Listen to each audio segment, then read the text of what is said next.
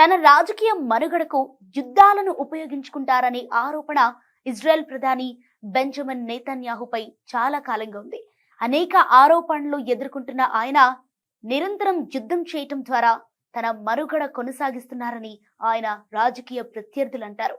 ఆయన పట్ల దేశంలో తీవ్ర వ్యతిరేకత ఉంది. ఆయనపై వచ్చిన పలు ఆరోపణలు ప్రెజెంట్ కోర్టు విచారణలో కూడా ఉన్నాయి. ఆయన ప్రధాని పదవి నుంచి వైదొలిగితే జైలుకు వెళ్లటం ఖాయమంటున్నారు పరిశీలకులు. ఇక ప్రస్తుత ఇరాన్ యుద్ధం కూడా ఆయన పట్ల ప్రజా వ్యతిరేకతను తగ్గించలేదని తాజా నివేదికలు అంటున్నాయి. ప్రస్తుతం ఇజ్రాయెల్ రాజకీయాల్లో పెను మార్పులు సంభవిస్తున్నాయి. ఇప్పటికిప్పుడు ఎన్నికలు జరిగితే విశ్లేషకులు భావిస్తున్నట్లుగానే నేతన్యాహుకు తీవ్రమైన ఎదురు దెబ్బలు తగిలే అవకాశాలు స్పష్టంగా కనిపిస్తున్నాయి.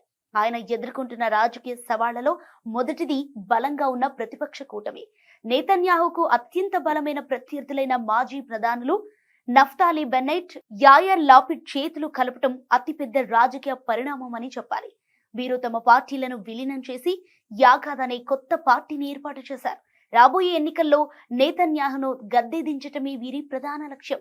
సో ఇరాన్, హమాస్, హిజ్బుల్లాతో జరుగుతున్న యుద్ధాల్లో ఆశించిన ఫలితాలు సాధించలేకపోవటం వల్ల ప్రజల్లో నేతన్యాహు పట్ల అసంతృప్తి పెరిగింది. తాజాగా జరిగిన పోల్స్ ప్రకారం నేతన్యాహు నేతృత్వంలోని ప్రస్తుత కూటమి బలహీనపడి ప్రతిపక్షాలకు మెజారిటీ లభించే అవకాశం ఉందని వెల్లడైంది. ఇక అవినీతి కేసులలో ఆయన పెట్టుకున్న క్షమాభిక్ష అభ్యర్థనపై నిర్ణయం తీసుకోవడానికి అధ్యక్షుడు ఐజాక్ హెర్జోగ్ నిరాకరించారు. దీనివల్ల ఆయనపై చట్టపరమైన ఒత్తిడి మరింత పెరిగింది. నేతన్యాహు ఎదుర్కొంటున్న మరో సవాల్ ప్రజా వ్యతిరేకత. యుద్ధం నిర్వహణ తీరుపై, ముఖ్యంగా బందీల విడుదల విషయంలో ప్రభుత్వం అనుసరిస్తున్న మొండి వైఖరిపై ఇజ్రాయెల్లో భారీ స్థాయిలో నిరసన ప్రదర్శనలు జరుగుతున్నాయి. వేలాది మంది ప్రజలు వీధుల్లోకి వచ్చి నేతన్యాహు రాజీనామాకు డిమాండ్ చేస్తున్నారు. ఈ నేపథ్యంలో ఈ ఏడాది అక్టోబర్లో జరిగే ఎన్నికలు ఆయన రాజకీయ భవిష్యత్తుకు అగ్ని పరీక్ష.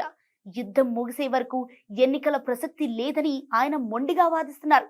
మొత్తానికి ఇజ్రాయెల్ రాజకీయాలు ప్రెజెంట్ అత్యంత ఉత్కంఠభరితంగా ఉన్నాయి.